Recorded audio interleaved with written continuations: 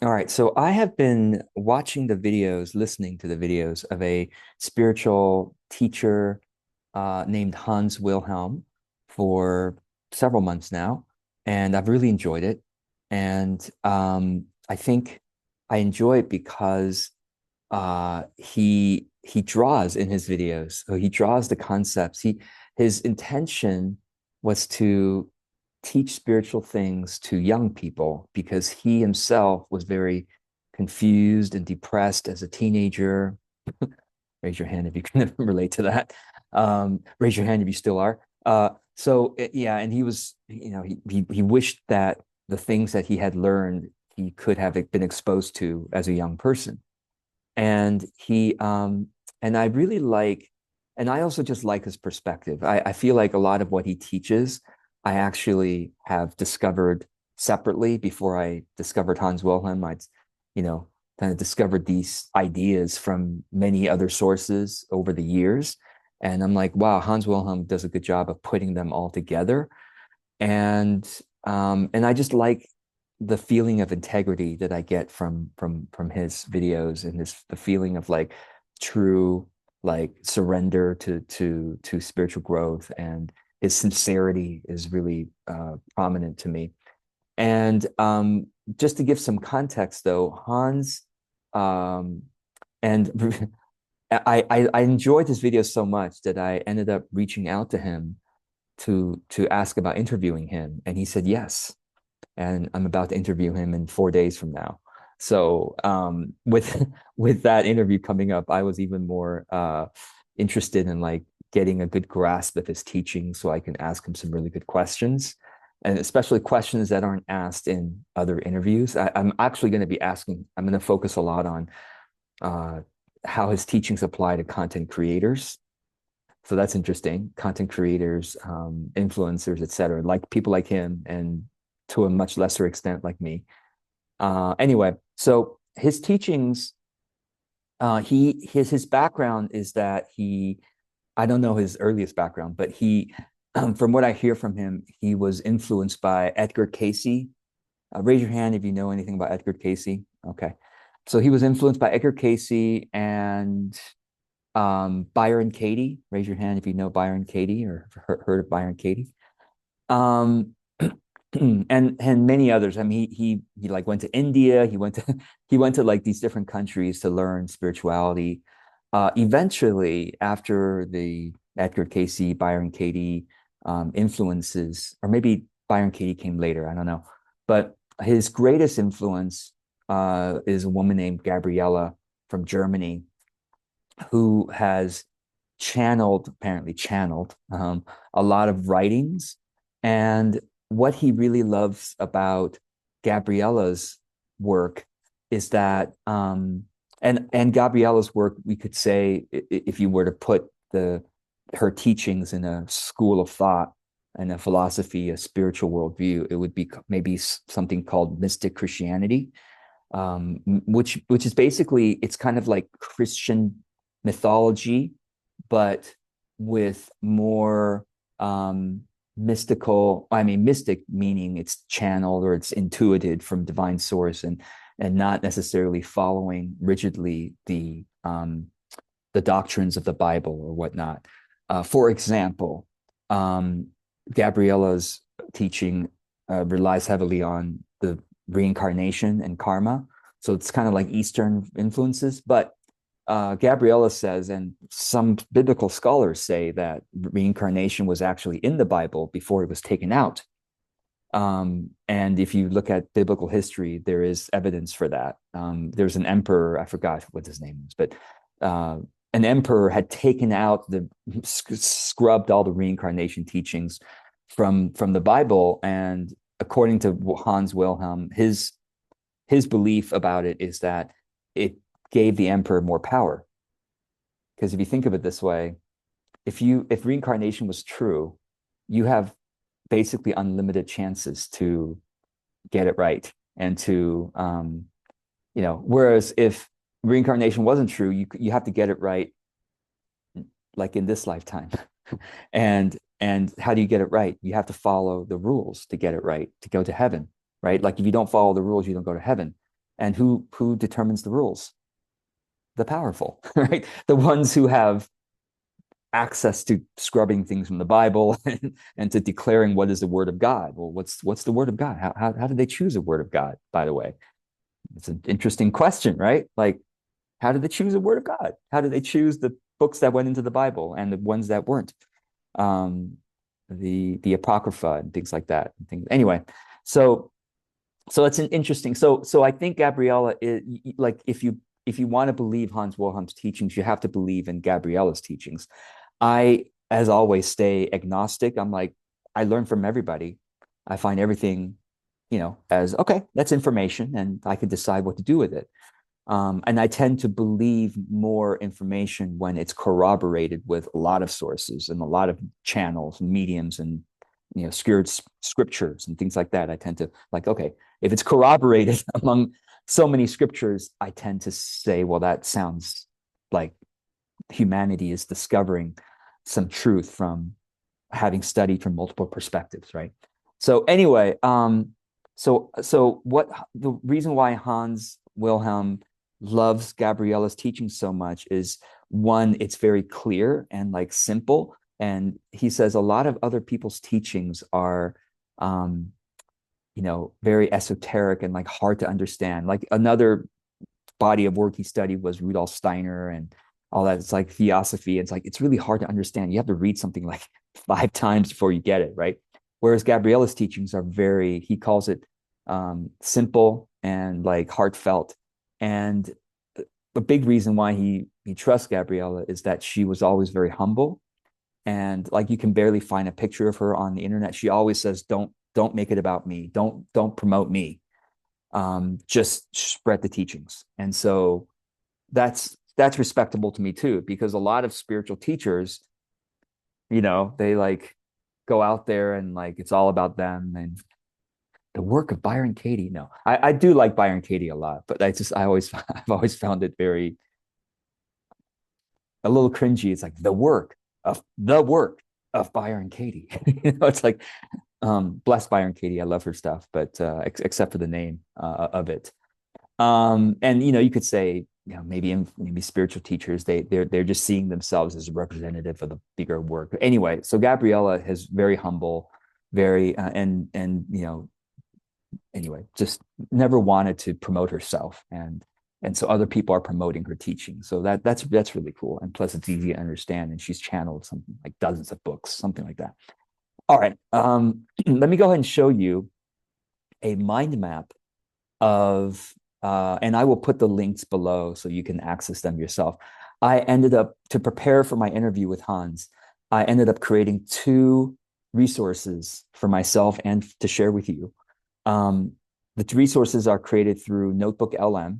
What is NotebookLM? It's basically an AI tool that can quickly analyze a large body of work. And what I did was I went ahead and I did 2 NotebookLMs, because one of them was studying the videos of Hans Wilhelm that had at least 100,000 views. He has over 100 videos on his YouTube channel. All of them are like different topics, and he's drawing things to explain what he's learned.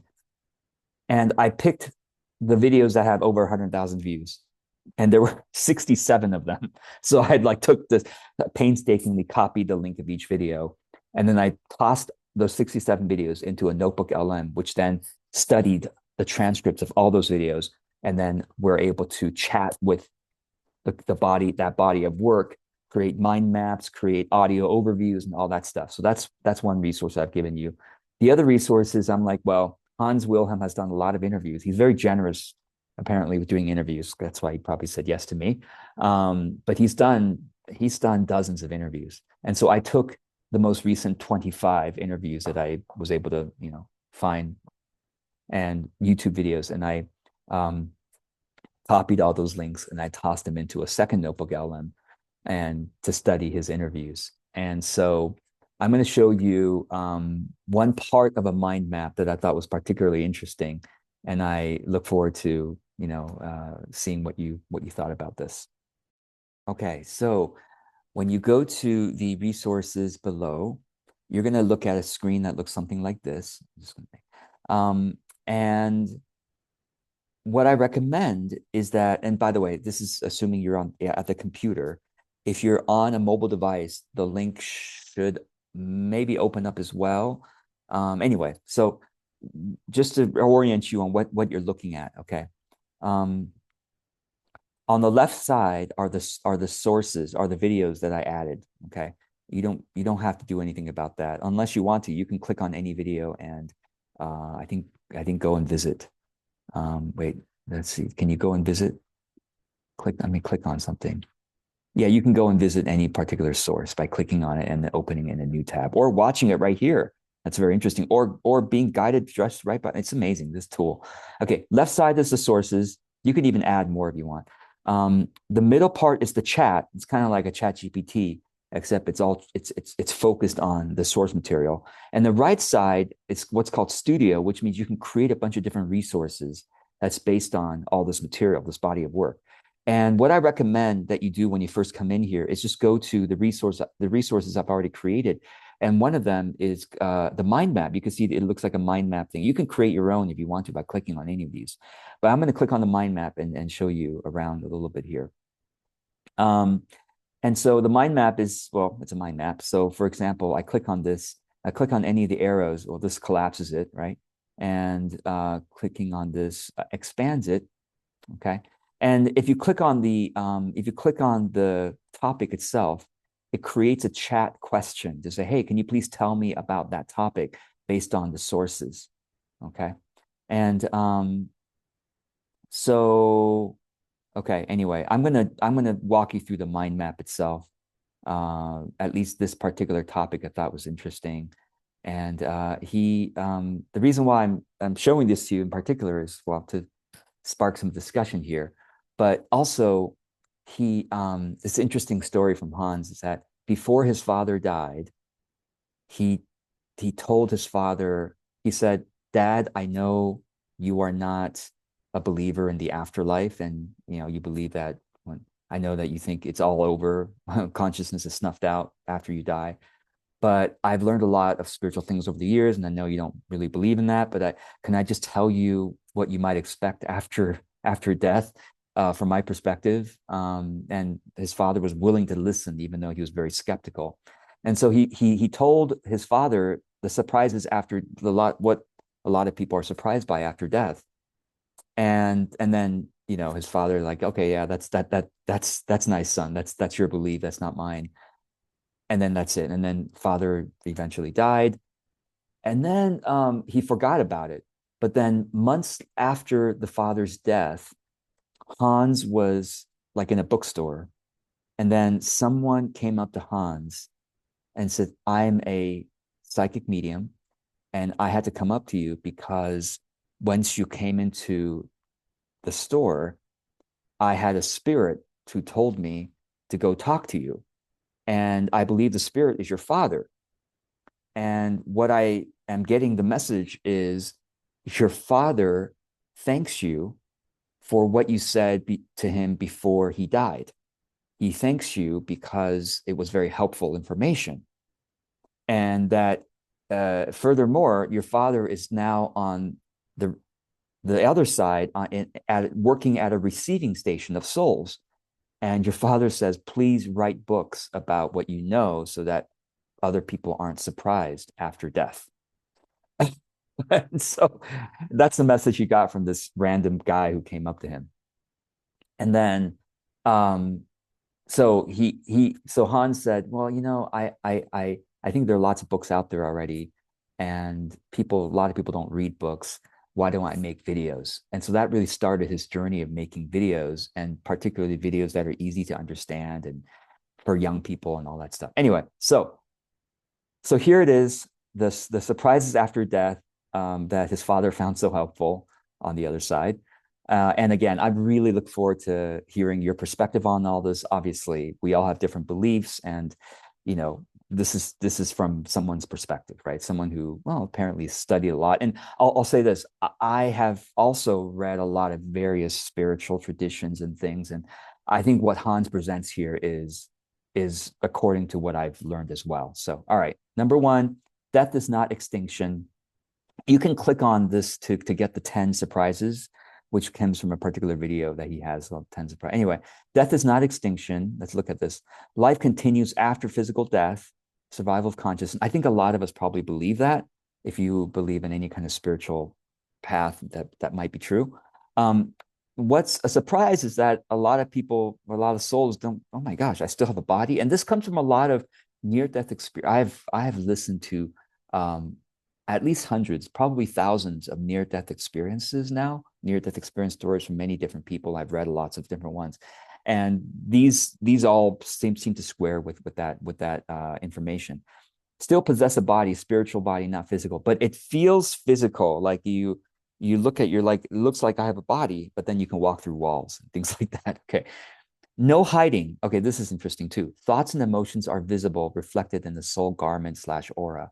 So in the spiritual world, your beauty or your vibrance or your presence has a lot to do with your character. So people who are very loving, creative, power, like spiritually loving and things like that, service oriented, they have a particular type of aura or presence that you can tell that someone is like that, versus people who are more fearful or angry or something. You can also tell. Okay, so character, personality remain intact, no sudden enlightenment. This is interesting, right? Because a lot of people think, well, once I get to the other side, I'll know everything, I'll be wonderful. And actually, it's the same. You just have lost your physical body. You just move on, conscious. Maybe at some other level of your being, you are fully enlightened. I think that's true. But at the consciousness that you experience right after death, from what anyway, from what I understand, your fears are still your fears. Your loves are still your loves. Your attachments are still there. Which is this one. Strong cravings still persist, except there's no physical body to satisfy them. That's what's so painful about all this, is that's why there's such an imperative while we're here to try to do what we can to release our attachments to cravings, addictions, things that we can't take with us. Okay. Because we can't take them with us, and we're going to feel like I've read near-death experiences or I think this may be channelings or psychic things from like souls who are like desperate to get another drink, for example, and then they will go to bars. These souls go to bars because that's where people are drinking, and then they'll attach to alcoholics, because they're still like they can't fully experience drinking, but they experience some of that, and then they are encouraging the alcoholic to continue drinking, or people who are really greedy, attached to money, they'll go to business people or people who are like misers and like rich misers, and they'll attach to them to like watch them count their money, watch them look at their accounts and like, oh yeah, and just encourage them to keep being addicted to, being attached to having a particular amount of money, right? So this is interesting, right? Like it's hard to move on when you have these physical, earthly, material attachments. And same thing, sex and anger and violence and whatever. These are all attachments that these souls go and attach to whoever is able to fulfill that physically, right? And I even heard Hans, it's like some souls reincarnate because they have such strong attachments to still try to fulfill those experiences, although the higher souls try to help them release those attachments. All right, afterlife experiences. And I won't spend too long on this because you can look at this yourself. And let me see if there's anything interesting here. And please feel free to comment below if you see something interesting that you want to talk about later. Beings of light assist and greet. Sometimes it's loved ones. Sometimes it's beings of light who greet you afterwards. Spiritual world is similar to Earth in terms of like it has further. Anyway, it's different and it's similar. It's different in that you can like, according to what I've learned from near-death experience, you can go anywhere you want to, like with the speed of thought. Okay. You like, and your senses are really, really enhanced. Like you're standing here and you could see like you can see a mountain in the distance, and you could see a leaf on a tree on that mountain. You can instantly see that by zooming in. It's kind of like, it's weird. It's kind of like VR, virtual reality, right? And then there's no eternal judgment. Okay. There's no eternal damnation. This is true from a lot of the stuff I've studied, except for fundamentalist Christianity. Burn in the fires of hell forever, for eternity. I think it feels like eternity when you are judging yourself on the other side. And that's what it seems the pain comes from, is like when you go to the other side, you review your life and you experience the consequences of your actions on other people. And those experiences can feel very painful to the soul. It's like, oh my God, why did I do that? Oh my gosh, this is how she felt. This is how he felt. This is, this is the ripple effect of what I did. And those experiences can be painful. There's a loving guide next to you to try to help you deal with that pain. But perhaps for some people it feels like eternity because they regret it so much, and they wish they could do it over. The soul's path post death: separation of soul from physical body, silver cord link breaks. Now this is interesting. Okay, so Hans, and again, this corresponds to a lot of what I've seen. It can take a soul some time to separate from the body. So it doesn't just happen like, boop, I'm off to heaven now, goodbye. From what I've seen, read, and Hans seems to agree with this, it can take a soul quite some time, like even a week, days, weeks, to separate from the body cleanly.